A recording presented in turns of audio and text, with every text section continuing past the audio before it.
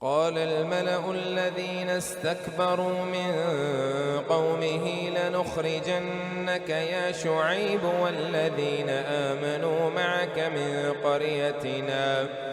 والذين آمنوا معك من قريتنا أو لتعودن في ملتنا قال أولو كنا كارهين قد افترينا على الله كذبا إن عدنا في ملتكم بعد إذ نجانا الله منها وما يكون لنا أن نعود فيها إلا أن يشاء الله ربنا وسع ربنا كل شيء علما على الله توكلنا ربنا افتح بيننا وبين قومنا بالحق وأنت خير الفاتحين وقال الملأ الذين كفروا من قومه لئن اتبعتم شعيبا إنكم إذا لخاسرون فأخذتهم الرجفة فأصبحوا في دارهم جاثمين الذين كذبوا شعيبا كأن لم يغنوا فيها الذين كذبوا شعيبا كانوا هم الخاسرين فتولى عنهم وقال يا قوم لقد أبلغتكم رسالات ربي ونصحت لكم فكيف آسى على قوم كافرين وما أرسلنا في قرية من نبي إلا أخذنا أهلها بالبأساء والضراء لعلهم يضرعون ثم بدلنا مكان السيئة الحسنة حتى عفوا وقالوا قد مس آباءنا الضراء والسراء فأخذناهم بغتة وهم لا يشعرون ولو أن أهل القرى آمنوا واتقوا لفتحنا عليهم بركات من السماء والأرض ولكن كذبوا فأخذناهم بما كانوا يكسبون أفأمن أهل القرى أن يأتيهم بأسنا بياتا وهم نائمون أوأمن أهل القرى أن يأتيهم بأسنا ضحى وهم يلعبون أفأمنوا مكر الله فلا يأمن مكر الله إلا القوم الخاسرون أولم يهد للذين يرثون الأرض من بعد أهلها أن لو نشاء أصبناه بذنوبهم ونطبع على قلوبهم فهم لا يسمعون تلك القرى نقص عليك من أنبائها ولقد جاءتهم رسله بالبينات فما كانوا ليؤمنوا بما كذبوا من قبل كذلك يطبع الله على قلوب الكافرين وما وجدنا لأكثرهم من عهد وإن وجدنا أكثرهم لفاسقين ثم بعثنا من بعدهم موسى بآياتنا إلى فرعون وملئه فظلموا بها فانظر كيف كان عاقبة المفسدين وقال موسى يا فرعون إني رسول من رب العالمين حقيق على ألا أقول على الله إلا الحق قد جئتكم ببينة من ربكم فأرسل معي بني إسرائيل قال إن كنت جئت بآية فأت بها إن كنت من الصادقين فألقى عصاه فإذا هي ثعبان مبين ونزع يده فإذا هي بيضاء للناظرين قال الملأ من قوم فرعون إن هذا لساحر عليم يريد أن يخرجكم من أرضكم فماذا تأمرون قالوا أرجه وأخاه وأرسل في المدائن حاشرين يأتوك بكل ساحر عليم وجاء السحرة فرعون قالوا إن لنا لأجرا إن كنا نحن الغالبين قال نعم وإنكم لمن المقربين قالوا يا موسى إما أن تلقي وإما أن نكون نحن الملقين قال ألقوا فلما ألقوا سحروا أعين الناس واسترهبوهم وجاءوا بسحر عظيم وأوحينا إلى موسى أن ألق عصاك فإذا هي تلقف ما يأفكون فوقع الحق وبطل ما كانوا يعملون فغلبوا هنالك وانقلبوا صاغرين وألقي السحرة ساجدين قالوا آمنا برب العالمين رب موسى وهارون قال فرعون آمنتم به قبل أن آذن لكم إن هذا لمكر مكرتموه في المدينة لتخرجوا منها أهلها فسوف تعلمون لأقطعن أيديكم وأرجلكم من خلاف ثم لأصلبنكم أجمعين قالوا إنا إلى ربنا منقلبون وما تنقم منا إلا أن آمنا بآيات ربنا لما جاءتنا ربنا أفرغ علينا صبرا وتوفنا مسلمين وقال الملأ من قوم فرعون أتذر موسى وقومه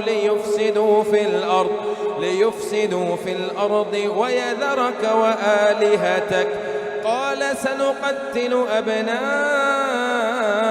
ويستحيي نساءهم ونستحيي نساءهم وإنا فوقهم قاهرون قال موسى لقومه استعينوا بالله واصبروا إن الأرض لله يورثها من يشاء من عباده والعاقبة للمتقين قالوا أوذينا من قبل أن تأتينا ومن بعد ما جئتنا قال عسى ربكم أن يهلك عدوكم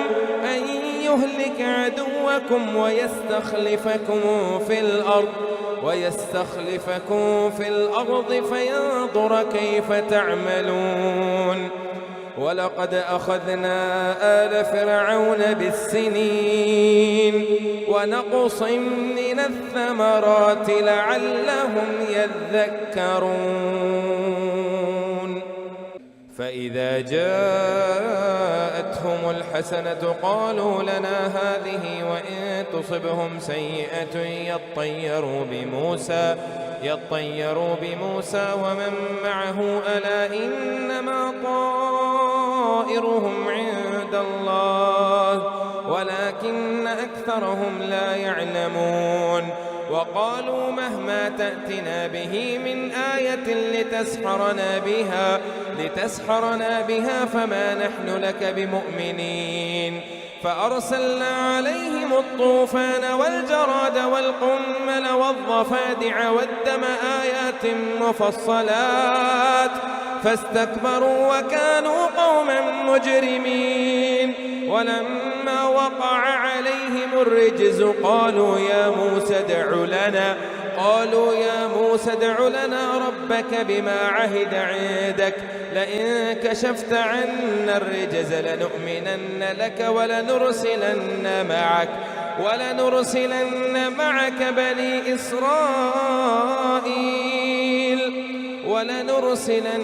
معك بني إسرائيل فلما كشفنا عنهم الرجز إلى أجل هم بالغوه إذا هم ينكثون فانتقمنا منهم فأغرقناهم في اليم بأنهم كذبوا بآياتنا وكانوا عنها غافلين. وأورثنا القوم الذين كانوا يستضعفون مشارق الأرض ومغاربها التي باركنا فيها وتمت كلمة ربك الحسنى على بني إسرائيل بما صبروا ودمرنا ما كان يصنع فرعون وقومه وما كانوا يعرشون. وجاوزنا ببني إسرائيل البحر فأتوا على قوم يعكفون على أصنام لهم قالوا يا موسى اجعل لنا إلها كما لهم آلهة قال إنكم قوم تجهلون إن هؤلاء متبر ما هم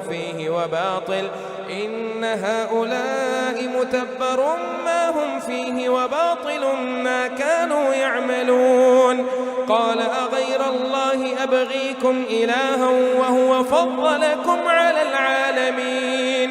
وإذ أنجيناكم من آل فرعون يسومونكم سوء العذاب يقتلون أبناءكم ويستحيون نساءكم وفي ذلكم بلاء من ربكم عظيم. وواعدنا موسى 30 ليلة وأتممناها بعشر فتم ميقات ربه 40 ليلة. وقال موسى لأخيه هارون اخلفني في قومي وأصلح ولا تتبع سبيل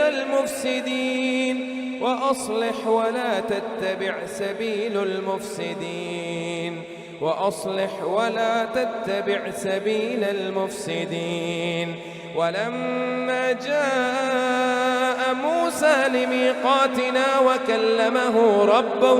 قال رب أرني أنظر إليك قال لن تراني ولكن انظر إلى الجبل فإن استقر مكانه فسوف تراني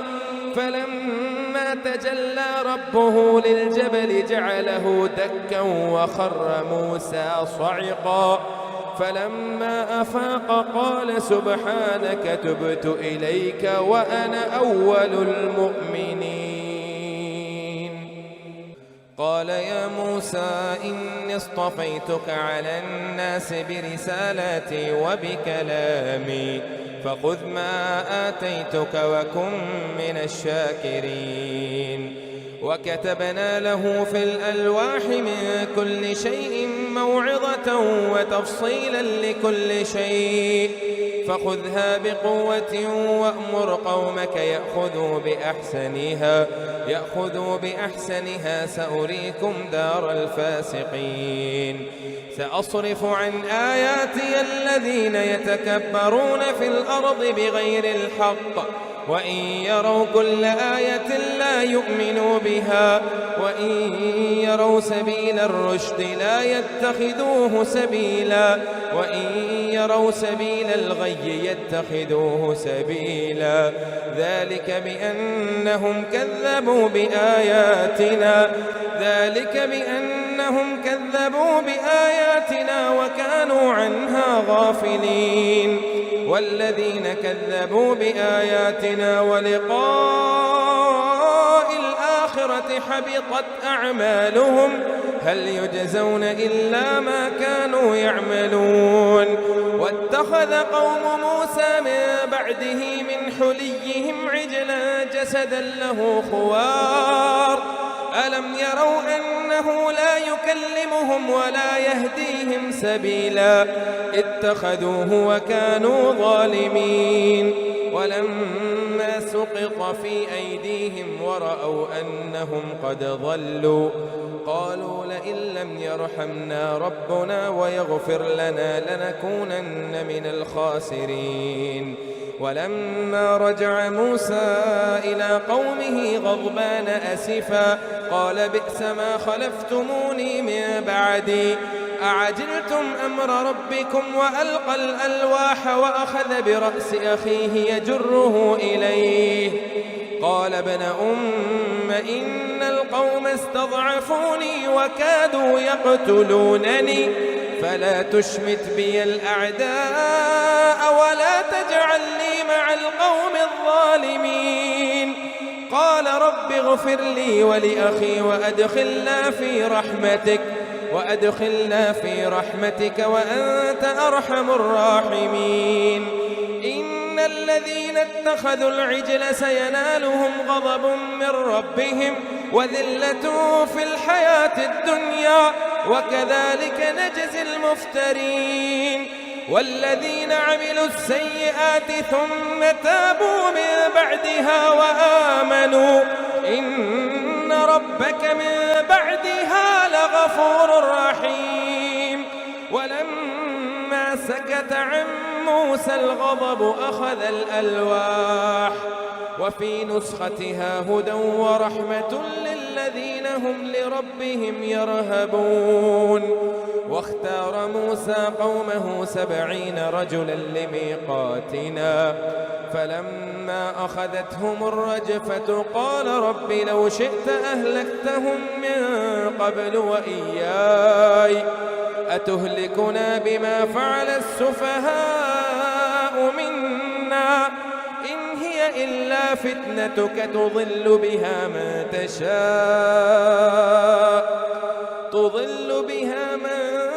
تشاء وتهدي من تشاء أنت ولينا فاغفر لنا وارحمنا وأنت خير الغافرين.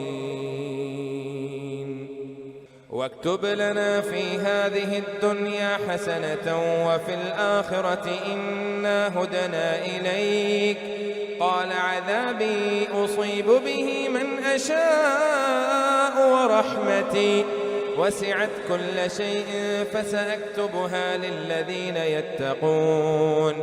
للذين يتقون ويؤتون الزكاة والذين هم بآياتنا يؤمنون. الذين يتبعون الرسول النبي الأمي الذي يجدونه مكتوبا عندهم في التوراة والإنجيل يأمره بالمعروف وينهاهم عن المنكر ويحل لهم الطيبات ويحرم عليهم الخبائث ويضع عنهم إصرهم والأغلال التي كانت عليهم فالذين آمنوا به وعزروه ونصروه واتبعوا النور الذي أنزل معه أولئك هم المفلحون. قل يا أيها الناس إني رسول الله إليكم جميعا الذي له ملك السماوات والأرض لا إله إلا هو يحيي ويميت فآمنوا بالله ورسوله النبي الأمي الذي يؤمن بالله وكلماته واتبعوه لعلكم تهتدون. ومن قوم موسى طائفة يهدون بالحق وبه يعدلون وقطعناهم 12 أسباطا أمما وأوحينا إلى موسى إذ استسقاه قومه أن اضرب بعصاك الحجر فانبجست منه 12 عينا قد علم كل أناس مشربهم وظللنا عليهم الغمام وأنزلنا عليهم المن والسلوى كلوا من طيبات ما رزقناكم وما ظلمونا ولكن كانوا أنفسهم يظلمون وإذ قيل لهم اسكنوا هذه القرية وكلوا منها حيث شئتم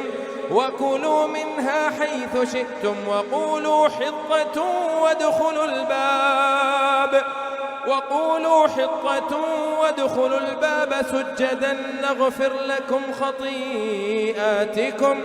وسنزيد المحسنين وقولوا حطة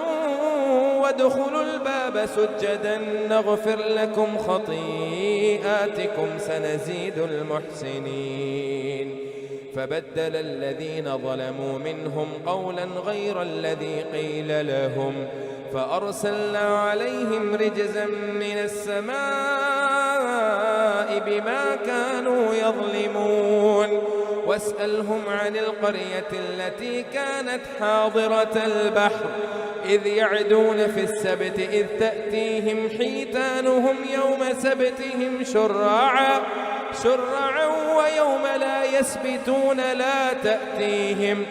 كذلك نبلوهم بما كانوا يفسقون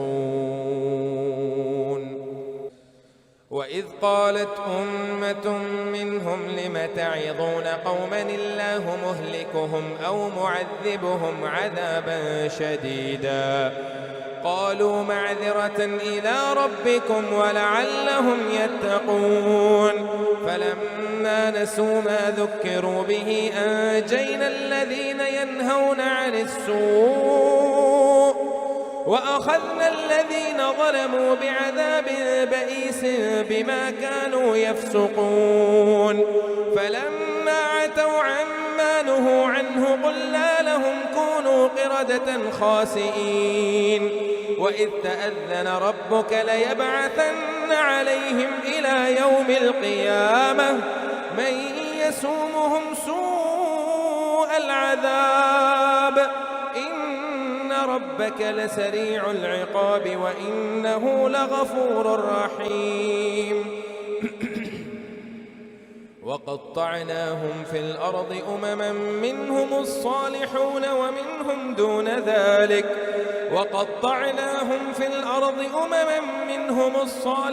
ومنهم دون ذلك وبلوناهم بالحسنات والسيئات لعلهم يرجعون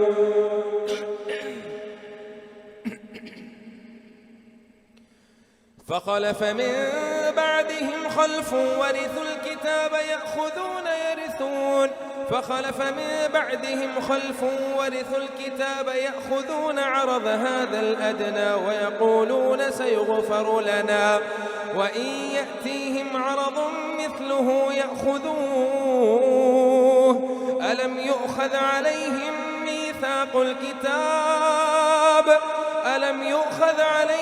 ميثاق الكتاب ألا يقولوا على الله إلا الحق ودرسوا ما فيه والدار الآخرة خير للذين يتقون أفلا تعقلون والذين يمسكون بالكتاب وأقاموا الصلاة إنا لا نضيع أجر المصلحين وإذ نتقنا الجبل فوقهم كأنه ظلة وظنوا أنه واقع بهم خذوا ما آتيناكم بقوة واذكروا ما فيه لعلكم تتقون وإذ أخذ ربك من بني آدم من ظهورهم ذريتهم وأشهدهم على ألست بربكم قالوا بلى شهدنا أن تقولوا يوم القيامة إنا كنا عن هذا غافلين أو تقولوا إنما أشرك آباؤنا من قبل وكنا ذرية من بعدهم أو تقولوا إنما أشرك آباؤنا من قبل وكنا ذرية من بعدهم أفتهلكنا بما فعل المبطلون وكذلك نفصل الآيات ولعلهم يرجعون واتل عليهم نبأ الذي آتيناه آياتنا فانسلخ منها فأتبعه الشيطان فكان من الغاوين ولو شئنا لرفعناه بها ولكنه أخلد إلى الأرض واتبع هواه فمثله كمثل الكلب إن تحمل عليه يلهث أو تتركه يلهث ذلك مثل القوم الذين كذبوا بآياتنا فاقصص القصص لعلهم يتفكرون ساء مثلا القوم الذين كذبوا بآياتنا وأنفسهم كانوا يظلمون من يهد الله فهو المهتدي ومن يضلل فأولئك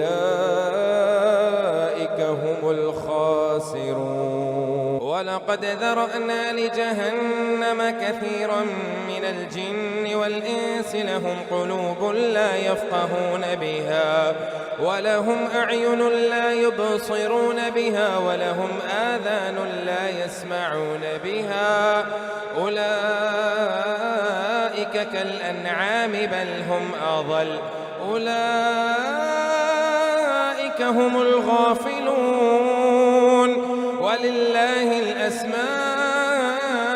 الحسنى فادعوه بها وذروا الذين يلحدون في أسمائه ولله الأسماء الحسنى فادعوه بها وذروا الذين يلحدون في أسمائه سيجزون ما كانوا يعملون وممن خلقنا أمة يهدون بالحق وبه يعدلون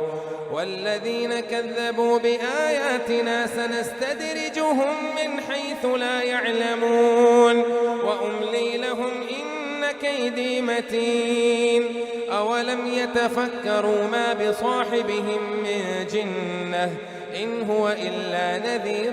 مبين أولم ينظروا في ملكوت السماوات والأرض وما خلق الله من شيء وأن عسى أن يكون قد اقترب أجلهم فبأي حديث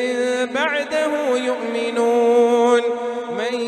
يضلل الله فلا هادي له ويذرهم في طغيانهم يعمهون يسألونك عن الساعة أيان مرساها قل إنما علمها عند ربي في كتاب لا يجليها لوقتها يسألونك عن الساعة أيان مرساها قل إنما علمها عند ربي لا يجليها لوقتها إلا هو ثقلت في السماوات والأرض لا تأتيكم إلا بغتة يسألونك كأنك حفي عنها قل إنما علمها عند الله ولكن أكثر الناس لا يعلمون قل لا أملك لنفسي نفعا ولا ضرا إلا ما شاء الله قل لا أملك لنفسي نفعا ولا ضرا إلا ما شاء الله ولو كنت أعلم الغيب لاستكثرت من الخير وما مسني السوء إن أنا إلا نذير وبشير لقوم يؤمنون. هو الذي خلقكم من نفس واحدة وخلق منها زوجها ليسكن إليها. هو الذي خلق السماوات والأرض. هو الذي خلقكم من نفس واحدة وجعل منها زوجها ليسكن إليها، فلما تغشاها حملت حملا خفيفا فمرت به، فلما أثقلت دعوا الله ربهما لئن آتيتنا صالحا لنكونن من الشاكرين. فلما آتاهما صالحا جعلا له شركاء فيما آتاهما فتعالى الله عما يشركون. أيشركون ما لا يخلق شيئا وهم يخلقون ولا يستطيعون لهم نصرا ولا أنفسهم ينصرون. وإن تدعوهم إلى الهدى لا يتبعوكم سواء عليكم أدعوتموهم أم أنتم صامتون. إن الذين تدعون من دون الله عباد أمثالكم فادعوهم فليستجيبوا لكم إن كنتم صادقين. ألهم أرجل يمشون بها أم لهم أيدي يبطشون بها أم لهم أعين يبصرون بها أم لهم آذان يسمعون بها قل ادعوا شركاءكم ثم كيدون فلا تنظرون. إن وليي الله الذي نزل الكتاب وهو يتولى الصالحين. والذين تدعون من دونه لا يستطيعون نصركم ولا أنفسهم ينصرون. وإن تدعوهم إلى الهدى لا يسمعوا وتراهم ينظرون إليك وهم لا يبصرون. خذ العفو وأمر بالعرف وأعرض عن الجاهلين. وإما ينزغنك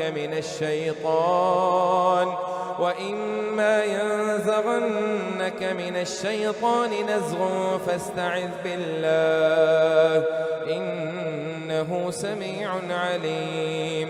إن الذين اتقوا إذا مسهم طائف من الشيطان تذكروا فإذا هم مبصرون. وإخوانهم يمدونهم في الغي ثم لا يقصرون. وإذا لم تأتهم بآية قالوا لولا اجتبيتها قل إنما أتبع ما يوحى إلي من ربي هذا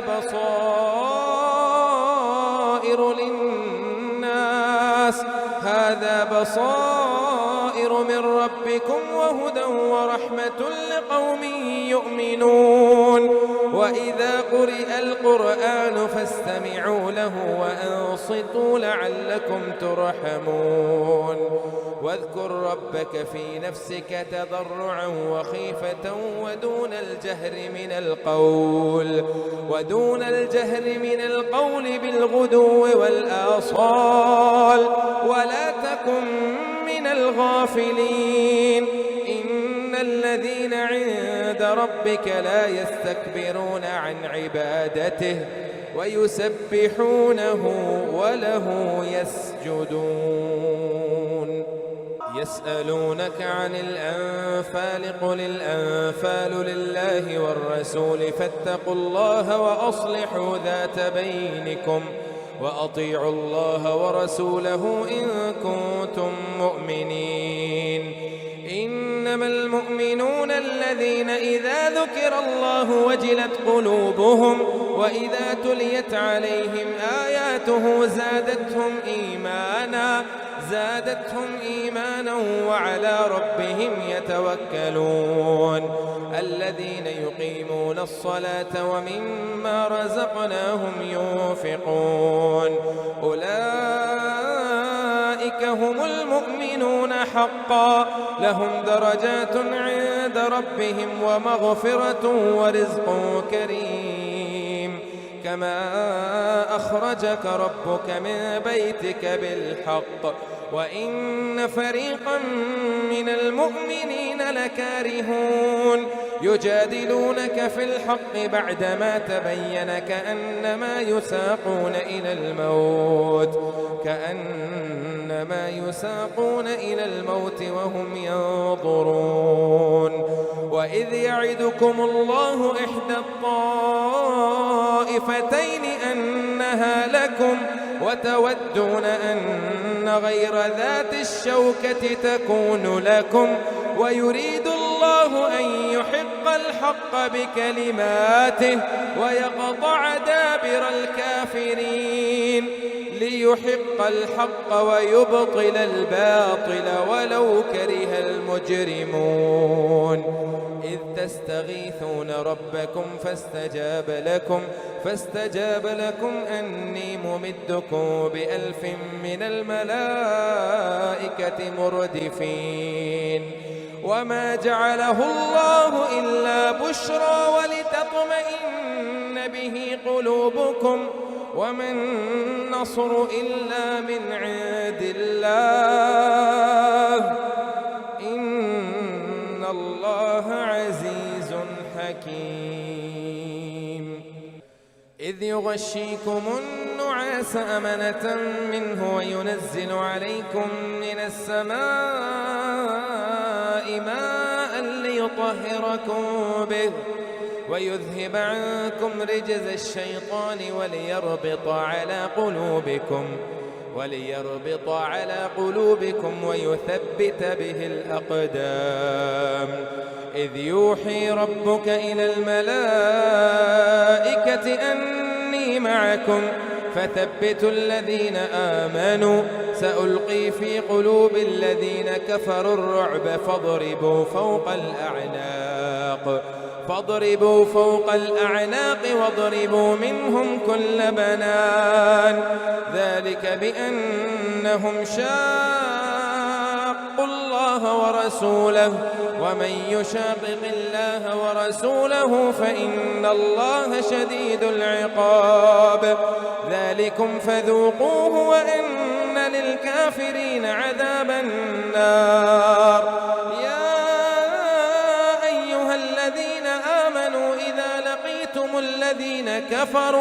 إذا لقيتم الذين كفروا زحفا فلا تولوهم الأدبار ومن يولهم يومئذ دبره إلا متحرفا لقتال أو متحيزا إلى فئة فقد باء بغضب من الله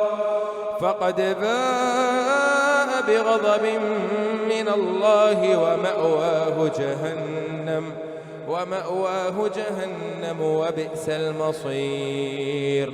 فلم تقتلوهم ولكن الله قتلهم وما رميت إذ رميت ولكن الله رمى وليبلي المؤمنين منه بلاء حسنا إن الله سميع عليم ذلكم وأن الله موهن كيد الكافرين إن تستفتحوا فقد جاءكم الفتح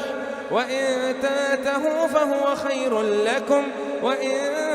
تعودوا نعد ولن تغني عنكم فئتكم شيئا ولو كثرت وأن الله مع المؤمنين يا أيها الذين آمنوا لا تخونوا الله والرسول يا أيها الذين آمنوا أطيعوا الله ورسوله ورسوله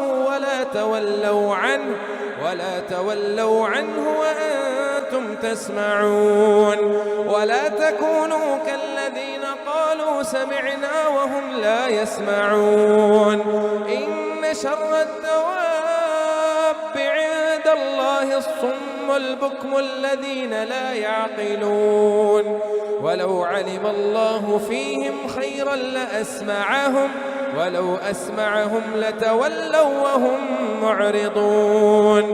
يا أيها الذين آمنوا استجيبوا لله وللرسول إذا دعاكم لما يحييكم واعلموا أن الله يحول بين المرء وقلبه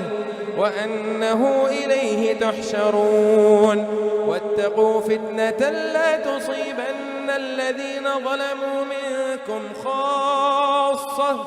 واعلموا أن الله شديد العقاب. واذكروا إذ أنتم قليل مستضعفون في الأرض تخافون أن يتخطفكم الناس فآواكم وأيدكم بنصره ورزقكم من الطيبات لعلكم تشكرون. يا أيها الذين آمنوا لا تخونوا الله والرسول وتخونوا أماناتكم وأنتم تعلمون. واعلموا أنما أموالكم وأولادكم فتنة وأن الله عنده أجر عظيم. يا أيها الذين آمنوا إن تتقوا الله يجعل لكم فرقانا ويكفر عنكم سيئاتكم ويغفر لكم والله ذو الفضل العظيم. وإذ يمكر بك الذين كفروا ليثبتوك أو يقتلوك أو يخرجوك ويمكرون ويمكر الله والله خير الماكرين. وإذا تتلى عليهم آياتنا قالوا قد سمعنا لو نشاء لقلنا مثل هذا إن هذا إلا أساطير الأولين. وإذ قالوا اللهم إن كان هذا هو الحق من عندك فأمطر علينا حجارة من السماء أو ائتنا بعذاب أليم. وما كان الله ليعذبهم وأنت فيهم وما كان الله معذبهم وهم يستغفرون. وما لهم ألا يعذبهم الله وهم يصدون عن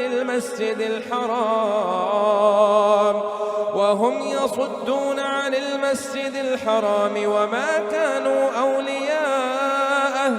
إن أولياؤه إلا المتقون ولكن أكثرهم لا يعلمون. وما كان صلاتهم عند البيت إلا مكاء وتصدية فذوقوا العذاب بما كنتم تكفرون. إن الذين كفروا ينفقون أموالهم ليصدوا عن سبيل الله فسينفقونها ثم تكون عليهم حسرة ثم يغلبون والذين كفروا إلى جهنم يحشرون ليميز الله الخبيث من الطيب ويجعل الخبيث بعضه على بعض فيركمه جميعا فيجعله في جهنم أولئك هم الخاسرون. قل للذين كفروا إن ينتهوا يغفر لهم ما قد سلف وإن يعودوا فقد مضت سنة الأولين وقاتلوهم حتى لا تكون فتنة ويكون الدين كله لله. فإن انتهوا فإن الله بما يعملون بصير وإن تولوا فاعلموا أن الله مولاكم نعم المولى ونعم النصير.